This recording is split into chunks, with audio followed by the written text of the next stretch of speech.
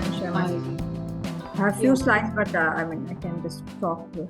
So what I thought was to touch upon a few aspects of intermittent fasting.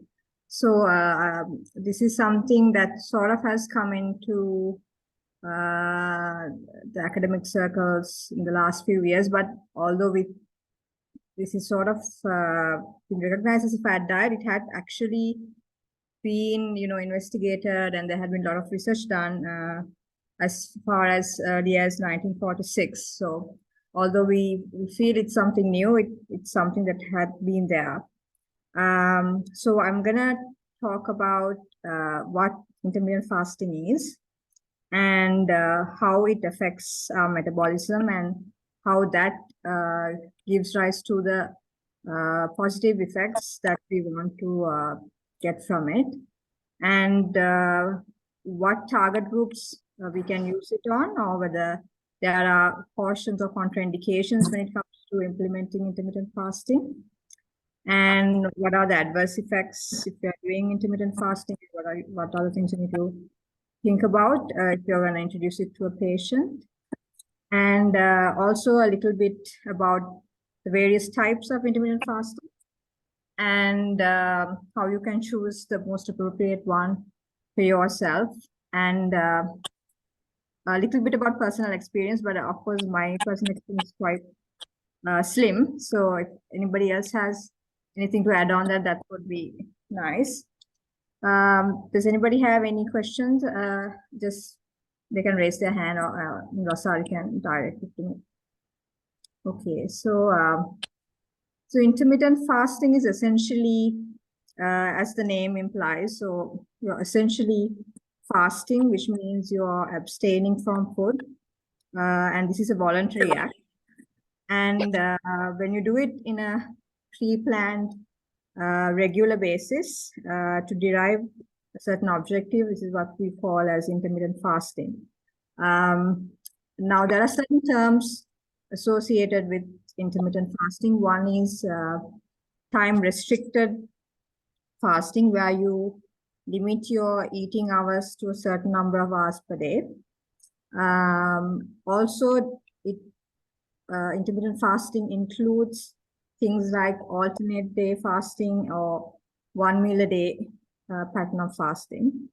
But there are also certain types of fast where we talk about more extended fast, where you go for maybe 36 hours, 48 hours, or 72 hours, or even 7-8 day fasting. So that sort of fasting is different to intermittent fasting. So that's a separate category, which I won't be touching on that particularly, because the effects of prolonged fasting is a bit different, and also the things we need to think about is a bit more different, and the adverse effects are also a bit more profound. So I'll be mainly touching upon short fast and mainly time-restricted fasting. So hope everyone is clear on that. So shall I share my screen just so that otherwise it might be boring for people? Can you guys see my screen? Yes. Yes. Yes. Okay. Yes. Right. So this is a picture of the human evolution.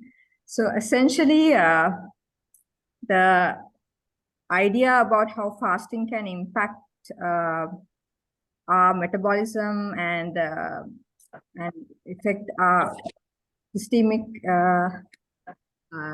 gene expression can be drawn from this picture. Essentially, what we need to understand is obviously humans have evolved over a couple of 100,000 to 300,000 years. And during that time, the evolution of the genome has been much slower to what the immediate effects of our lifestyle. So, for example, the Paleolithic era, where humans were hunters and gatherers, so they used to hunt for food and then maybe gather some wild fruits and berries. And most of the time they didn't have food as a plentiful resource. So there were many, many days where they didn't have food. So fasting was a normal thing. And this was going on for many, many years, many generations. So the human genome had to evolve to survive fasting and not end up getting killed by predators. So when it came to the agricultural era, so that was maybe around 12,000 years back, although at that time, the more plentiful food sources came into place, our genome didn't evolve to that as quickly as we expect. So by the time we came to the industrial era, which was like 200 years ago, we got processed food and instant food. Our genome still, yeah. Sam. Can someone mute if there's any noises? Maybe. Yeah. Thank you. Yeah, I am doing that, because yeah, I'll mute. Thank you, Asa. So in the industrial era, we were able to get processed food, and people became less sedentary, and food was more plentiful. But still, our genome was still evolved to suit the Paleolithic era. So this disparity between the evolution of our genome and the evolution of our lifestyle is what has led to the common metabolic diseases that we are faced with today. So this is something that we are trying to emulate when we do a intermittent fasting. So we are trying to go back to what we were essentially in the hunter and gathering days, where we used to have normal periods of fasting, and we're trying to replicate the benefits that we got from the genomic adaptation. So this is what the sort of the basis for intermittent fasting. If you have any questions, just let me know. So essentially, there are two things that they talk about that actually affect intermittent fasting. The metabolic switch, which is basically where we change from one source of fuel to another. And also, there's a switch in our hormonal status. So from a high insulin state to a low insulin state, and how those things can affect our metabolism. So I will just go through what happens when you fast. Okay, so normally, up to 4 hours, we use the calories that we get from our previous meal. So let's say we had lunch. So up to 4 hours after lunch, you can utilize the calories that you are absorbing from that meal until about 4 hours. Well after 4 hours, so if you not take any snacks or any meals, then obviously the liver glycogen stores are being burned to generate glucose, which is essentially the preferred fuel source for the brain and the body. So up to about, let's say 12 hours, your liver glycogen stores can be used. But after 12 hours, then what happens is your glycogen store starts to come down. So as you can see, it starts to dip at about 12 hours.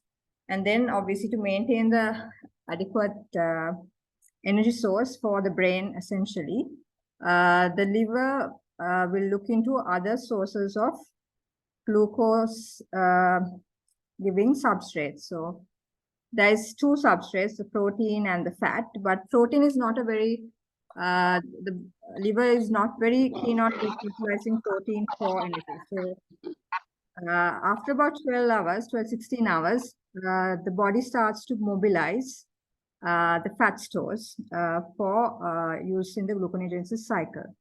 So this happens initially at around 16 hours, and then at this point also, because your glucose levels are gonna come down, your insulin level comes down, and then the fat floods, the fat in the adipocytes are broken down, and you get the triglycerides being burned to free fatty acids, and these enter the liver. And the liver uses the free fatty acids to produce two energy substrates. One is glucose. The other one is, there is ketogenesis. So we know that ketogenesis only occurs when the insulin levels are low. So the metabolic switch is essentially the change in the energy source from glycogen to the fatty acids and the generation of ketosis. So ketosis is linked with a lot of positive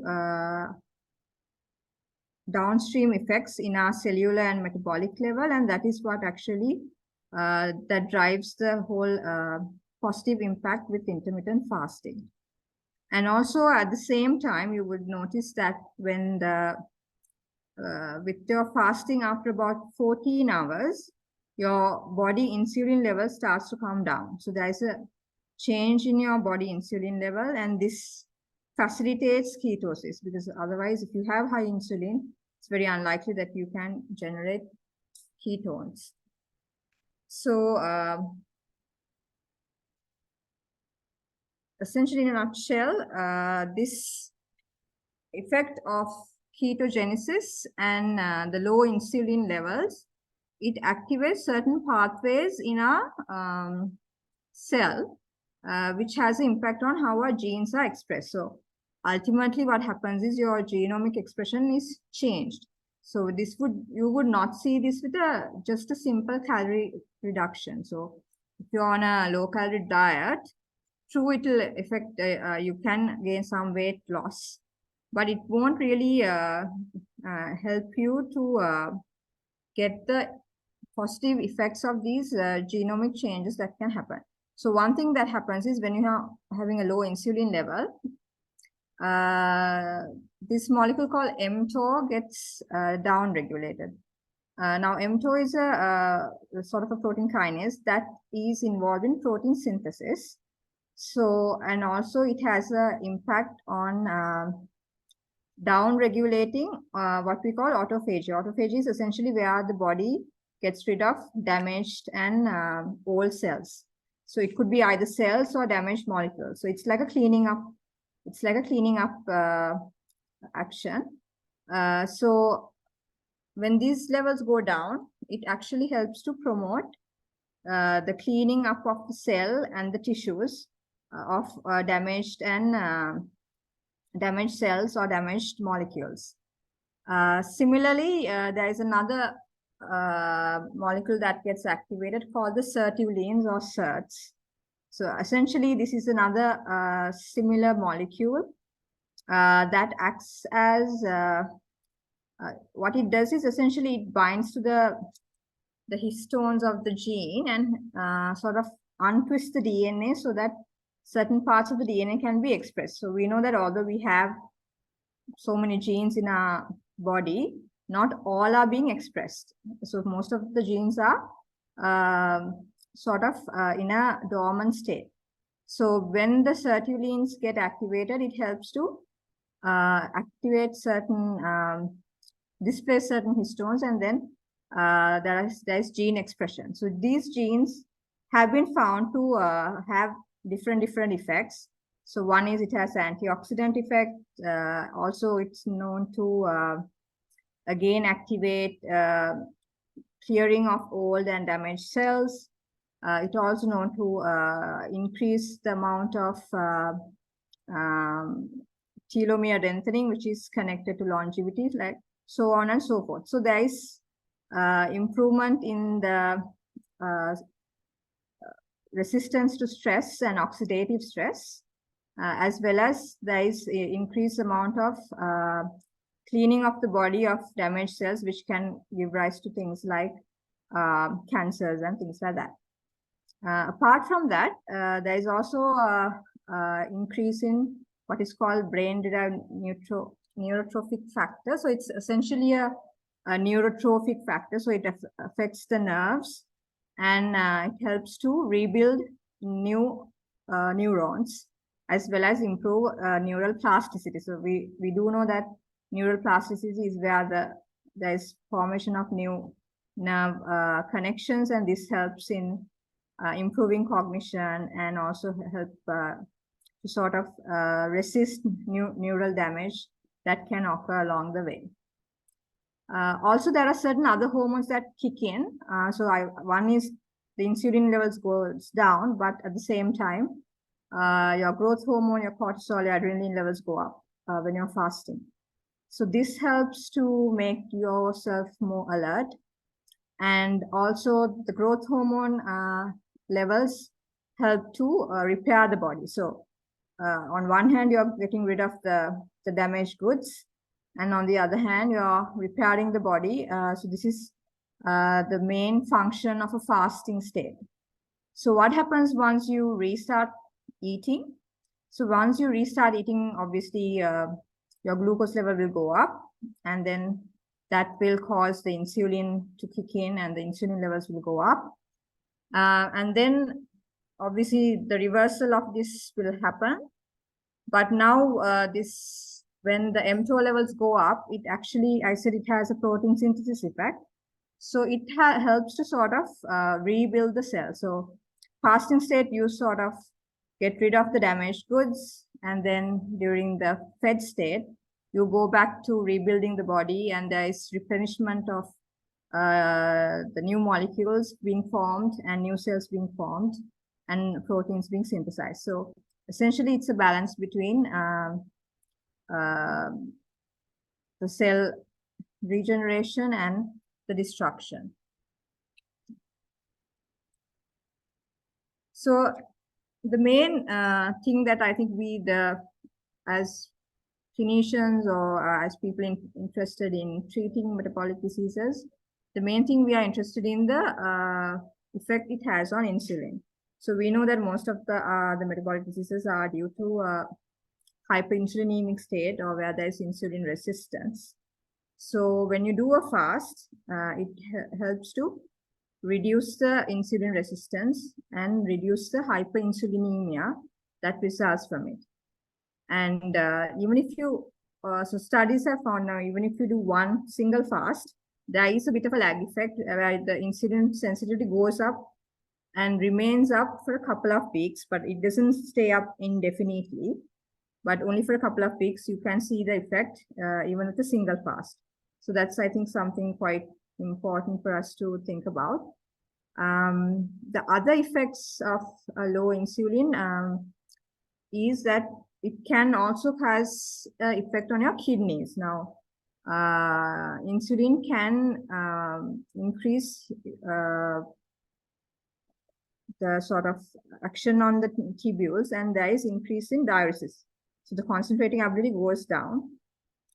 This is something that we need to be aware about, because in the fasting state, you're not taking food, but you can have things like water and 0-calorie beverages. But what happens is most of the time people tend to not take much fluids when they're fasting as well. So if with that coupled with the diuresis, there is a high risk of dehydration in when you are doing a fast. So that can have effects that I will talk about later on, that we need to sort of tell our patients when we are starting. So this is essentially what I told about the effects of fasting. So you have the fasting state, and then you have the period of recovery, which is when you start on your normal meals. And then there is also long-term effects. So the long-term effects is, as I said, there is increase in insulin sensitivity. There's also effect on the gut microbiome. So what they say is, like, when you fast, lucky for us, the bad bacteria can't tolerate the absence of food in the gut.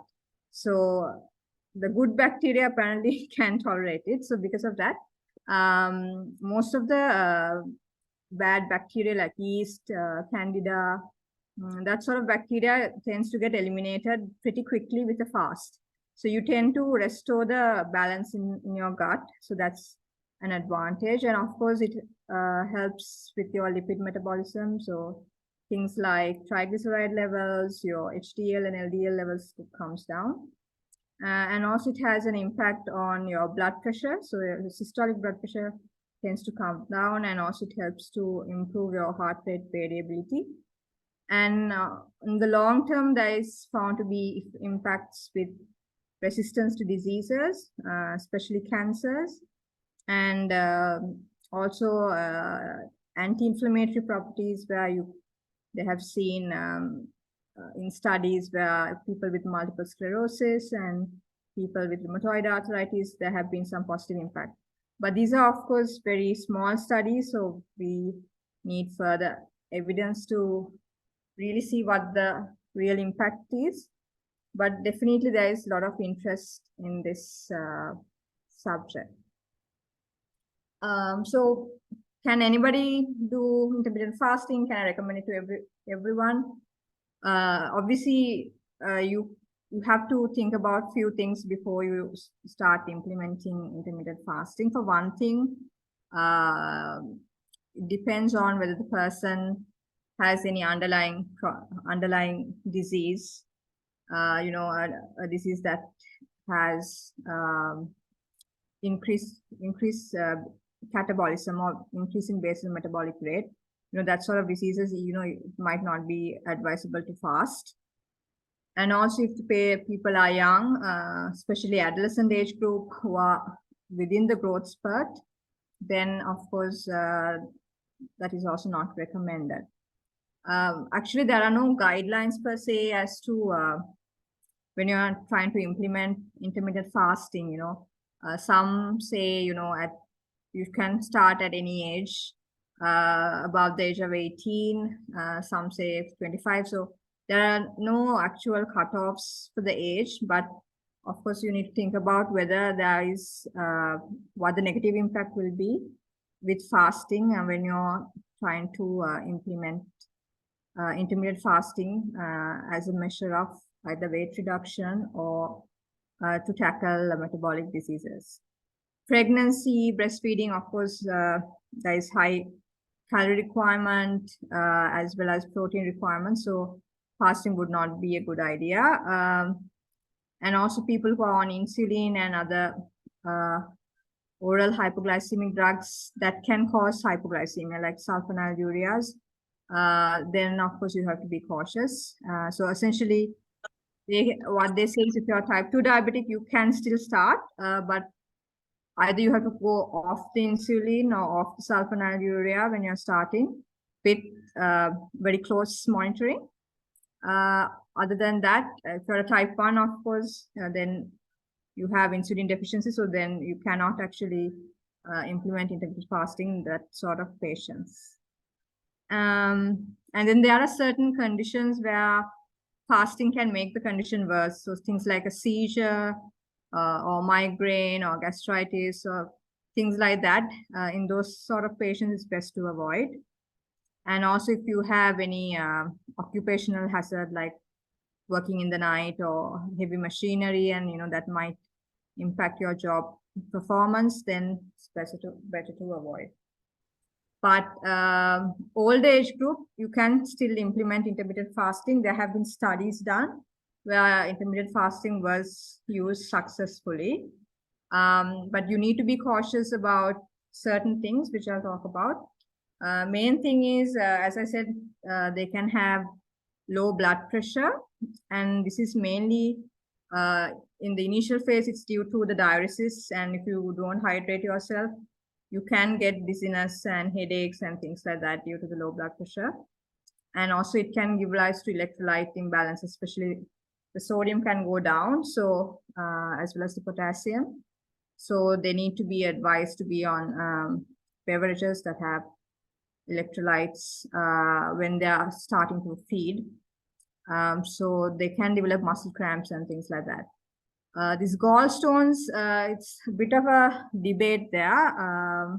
Some epidemiologic studies say that you can get gallstones. This is mainly because obviously when you're not eating, your gallbladder remains full.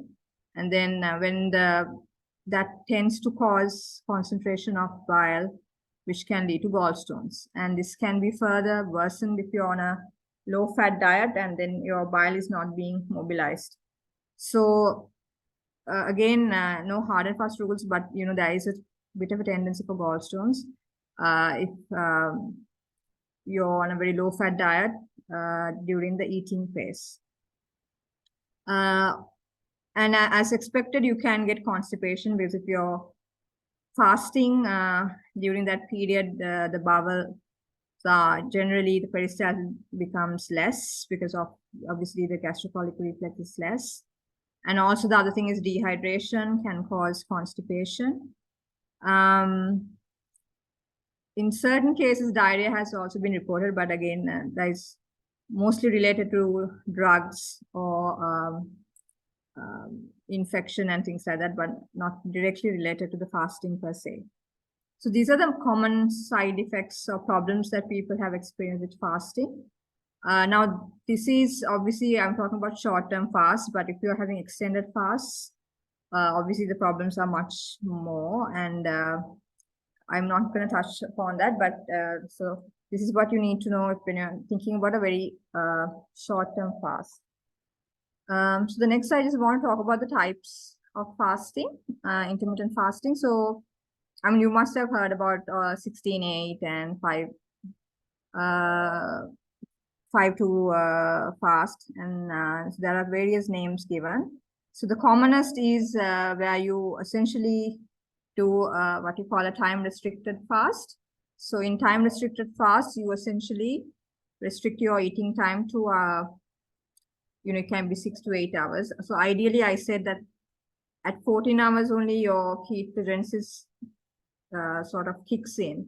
So essentially, for you to reap the benefits, minimally 14 hours of fasting is required. So that's why a 16-8 fast is commonly implemented. But if you're starting first time, I mean, it will be difficult. So the commonest thing is to start 12 by 12 fast, which is where you skip your dinner and then do a 12-hour fasting. Sorry, skip nighttime snacks and have an early dinner, and then you can go for a 12-hour fasting. But you can gradually narrow the time, and then if you can achieve a 6 hours of fasting, that means you are 6 hours, you're eating for 6 hours and then 18 hours of fasting. So that is essentially like when you have an early dinner around 8 p.m. and then you skip your breakfast and have lunch somewhere around 2 p.m. But of course, if you find it difficult to start at that level, what you can do is start gradually. So you don't need to directly go for a 16-8. You can go for a 14-6 or 10 by 14. Likewise, you can change the ratio. The second type is what we call the 5-2 fast, which is essentially where you eat normally for 5 days, and then for two days of the week, you restrict your calories to 500 to 600. That is essentially 25% of your normal calorie intake. So this is again something that can be implemented in people who are familiar with fasting and who are able to fast. So this calorie intake should be spread around 1 hour of the day, and so essentially you are limiting the calorie intake plus your fasting. So there's a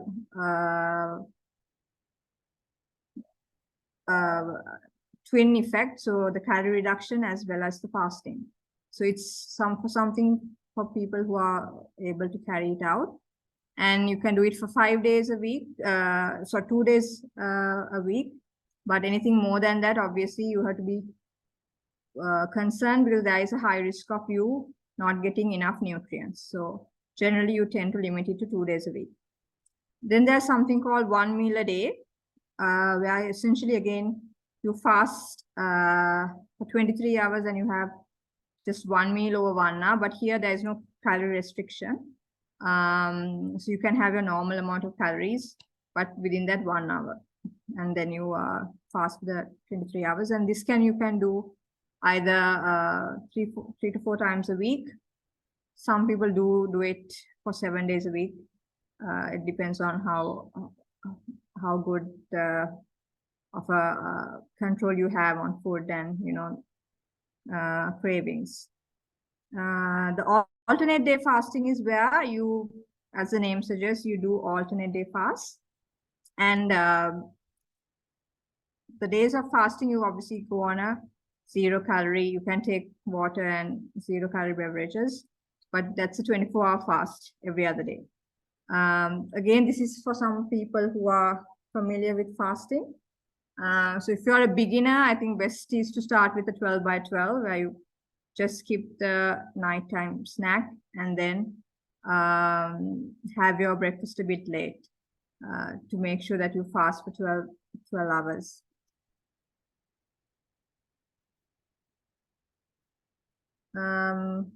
So about the research part, does anybody have any questions so far?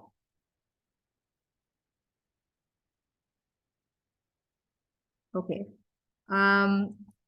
So the research on intermittent fasting is still growing. Most of the research that have been done have been on animal studies, so like rodents and non-human primates. So of course, most of these animals are used to fasting.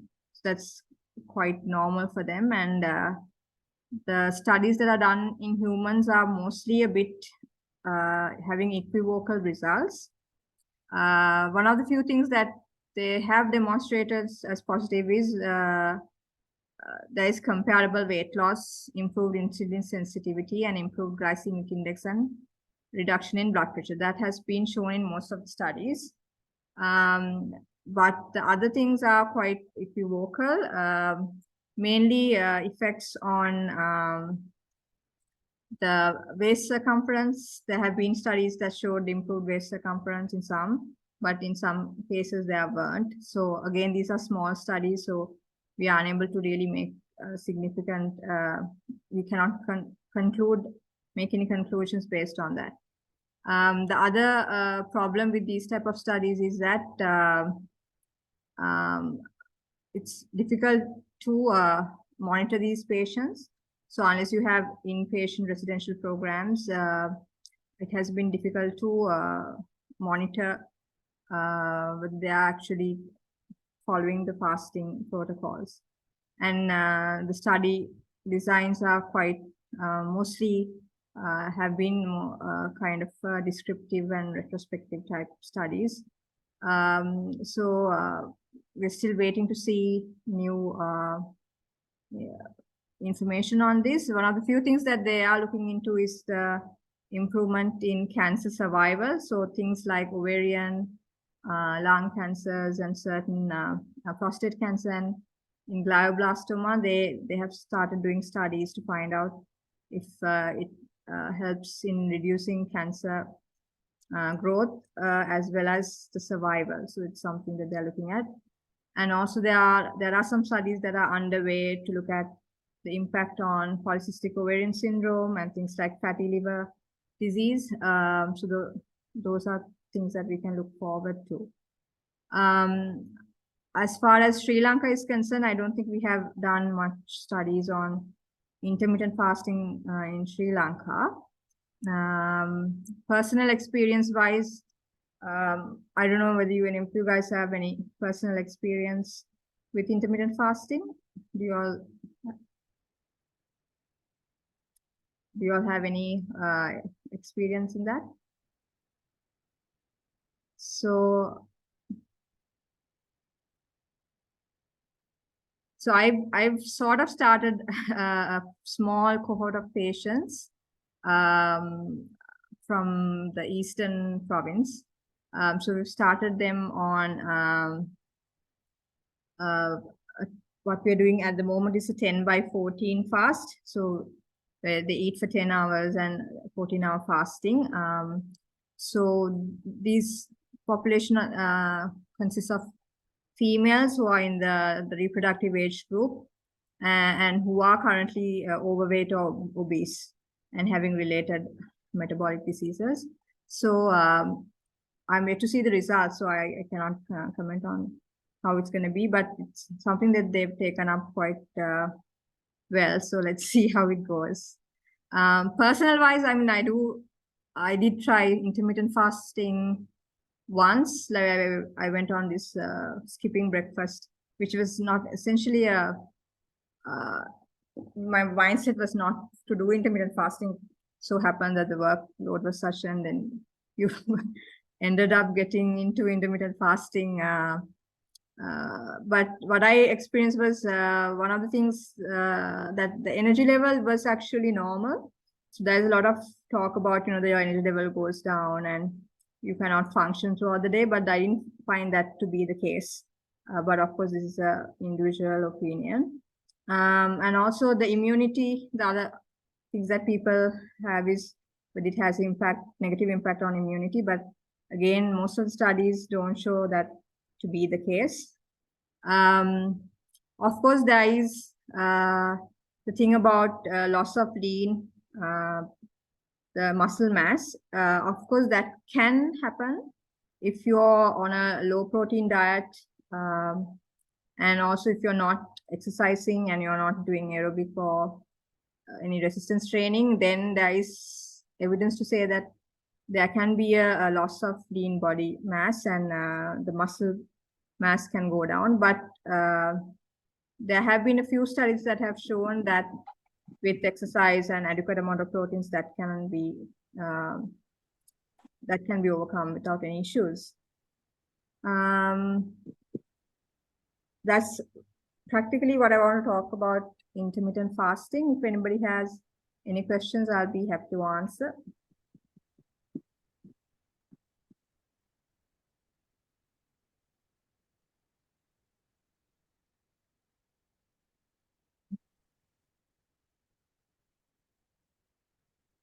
These are some studies that have been done on intermittent fasting.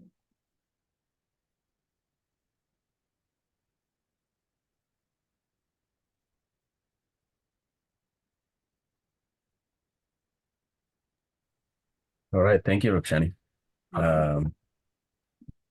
Prasad, is there anything? I think maybe you can continue with the discussion. If there's anything else we can. Yeah. Well, thank you. Thank you so much, Rukshani, for that, for compiling all the evidence together. There was quite a few new things there as well. Thanks. Anybody who has any questions to Dr. Rukshani? Any comments, any experience they'd like to share? Could be with a patient, could be personal experience, something else they've learned, anything.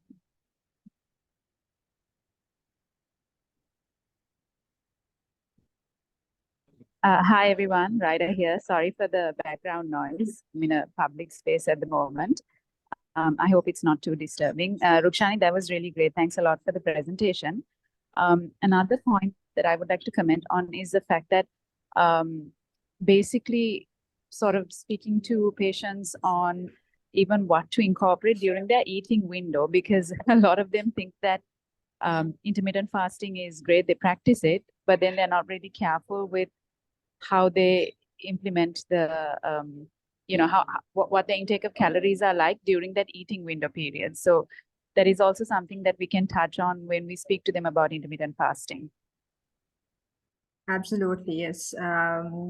Because I mean, we know that some of us, we might be fasting for other reasons, spiritual reasons, but we sometimes see that, that doesn't actually convert to anything positive or a weight reduction in the end. And so what you eat during the time you do eat matters a lot, apart from the fasting. Especially if you go on, if you go on a catch-up diet where you eat double the calories that you're missing during the time of fast, that wouldn't really bring much of an effect to the intermittent fasting. So definitely you need to manage your calories, eat healthy, ensure that you get your enough fiber and your proteins, low fat. So that will help you to actually get the best results.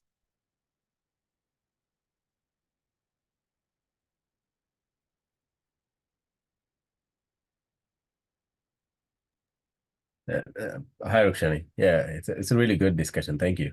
And so do you usually give them instructions, something like maybe during the eating period, stick to Yeah. the normal size of your meal? Is that what you told them?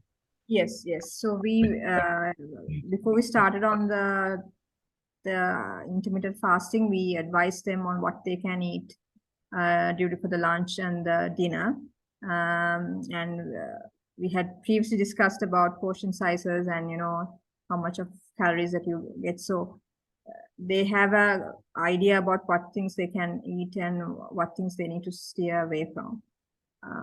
Otherwise, it wouldn't really be the purpose. So that's so even in most of the people who advocate for intermittent fasting, they talk about getting maybe a nutritionist on board if you want to really tailor their diet to fit the calories.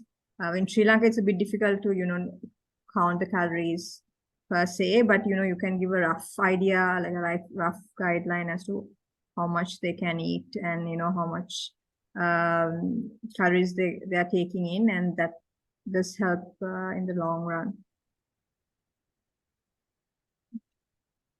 And Rukshan, your cohort of patients, what are the initial results looking like? So I have the blood tests I haven't repeated yet. So I have done initial set of blood tests. Most of them are in the pre-diabetes range and also having high triglycerides, which suggests that they are on high sugar or high carb diets. So I had a few patients, maybe 3 patients out of 17 who had a weight reduction. Maximum was 5 kilos, which was nice. That was based on calorie reduction alone. So initial step was a calorie reduction only. Some of the patients had stable weights. There were a few who had gone overweight as well. So at the moment, results are a bit, maybe about 8 patients, they have a positive result. So still more to work on. Then I think most of the problem was with the portioning. There were issues with how they were, although we did tell them to use a standard portion, how to sort of get a standard portion size, sometimes that doesn't adhere to. So that may have been the reason that we didn't get the results. Anyway, so hopefully after another 2 weeks time, I'm planning to reassess the bloods and the weight to see what the results are. But we need more close monitoring. I think that's another deficit in my case. So they need constant support and stimulation to make sure that they adhere to it. So that may be probably lacking with the staff issues. But let's see how it goes. Okay. Yeah, go ahead, Samantika.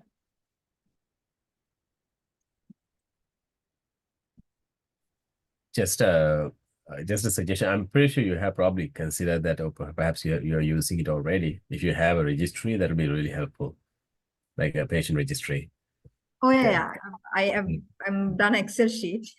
That's what I said. Yeah. We have I have all the data in the Excel sheet, so I'm planning to use it so we can use it as a pilot study. So during the fasting window, what kind of food or drinks have you advised them to take? Are they able to take anything? So in our setup, mainly it's either water or they can take plain tea without any added sugar.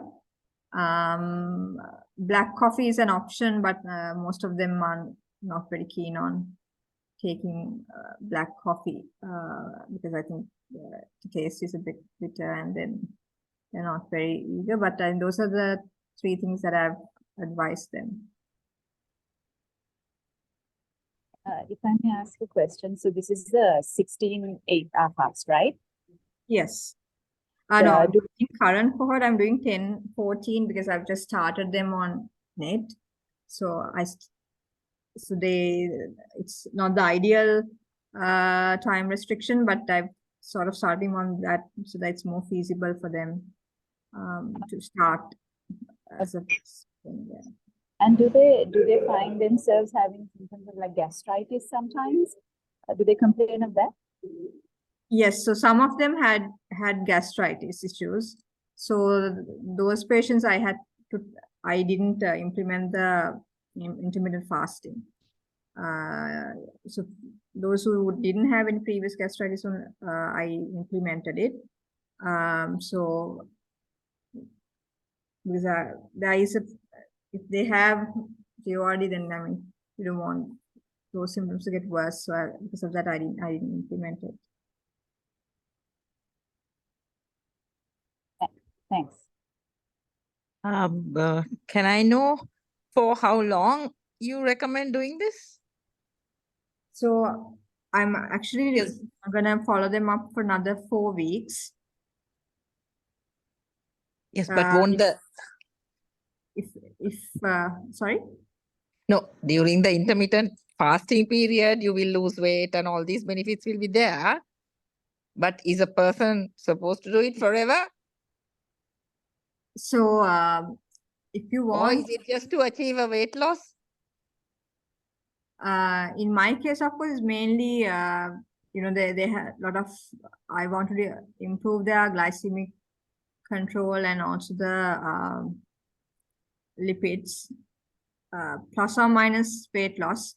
So I wasn't very adamant on having a sort of a weight target as such.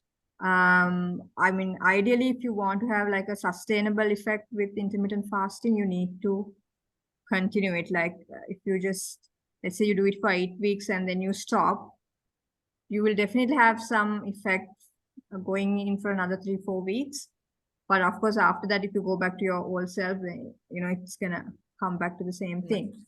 I think that is the case with most of the things that we do tell our patients. So if you need sustainable effects, you have to continue it.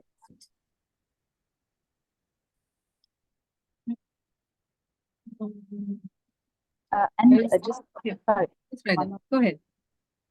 During the fasting, I mean during this period, during the the time they are eating windows, do you have them on like a similar sort of maintenance calories, or are they on like a slight calorie deficit from their maintenance?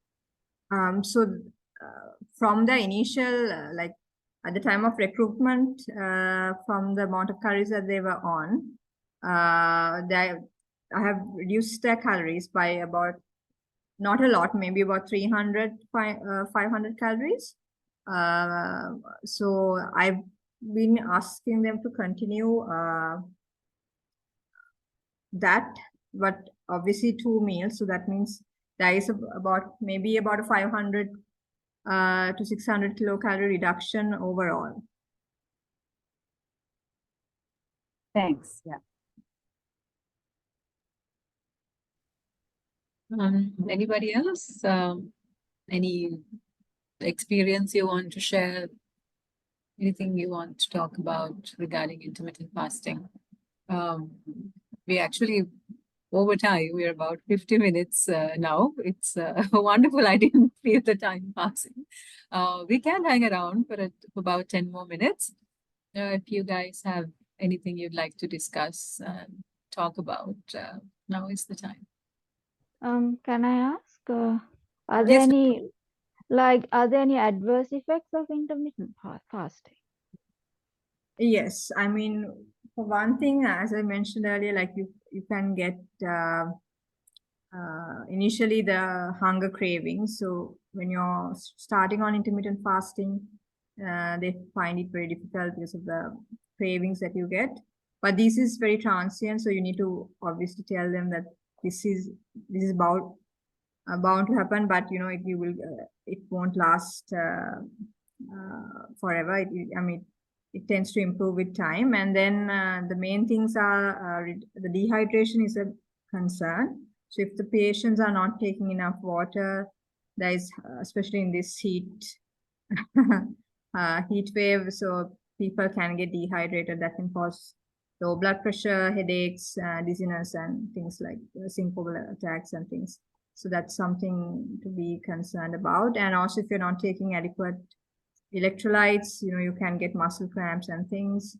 Can have bowel issues like constipation. And also things like if you're not taking adequate proteins, there can be a reduction in your muscle mass, especially if you're not exercising as well. So that can make it worse. Yeah, things like that. But of course, if you're doing an extended fast, then other things like, we have to think about refeeding syndrome and things like that. But this is quite short, so it's generally a safer approach to start with.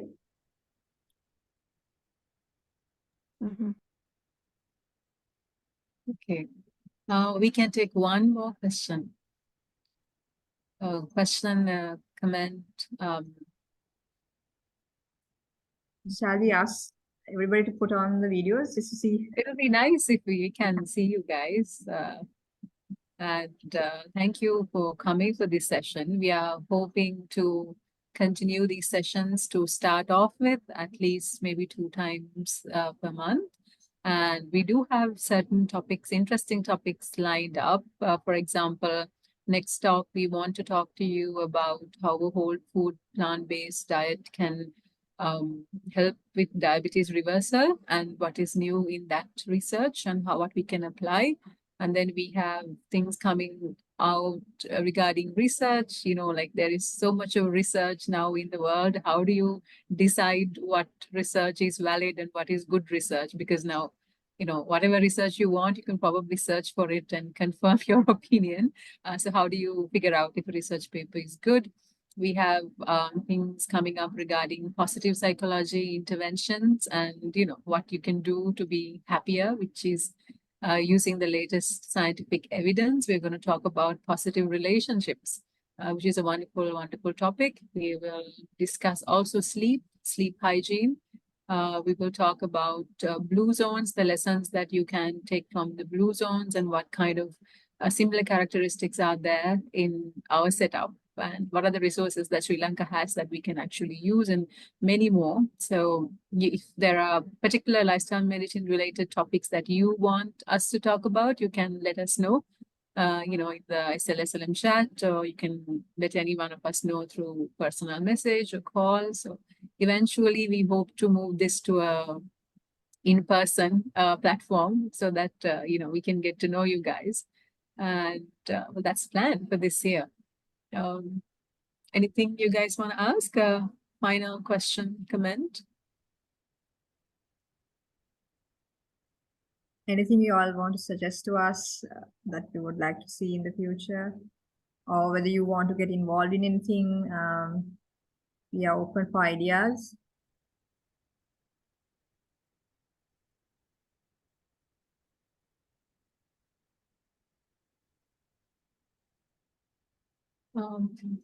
All right. Well, in that case, we will wrap up this session. Thank you so much for coming today to join this session. It means a lot to us. We were not, it's a pilot session and, one day if this really takes off, we will remember that this is where it all started and these are the people who came and who showed up and were there from the start. We're very, very thankful to you guys for spending your time with us. I'm going to stop recording now. Can I do that? Yes. All right.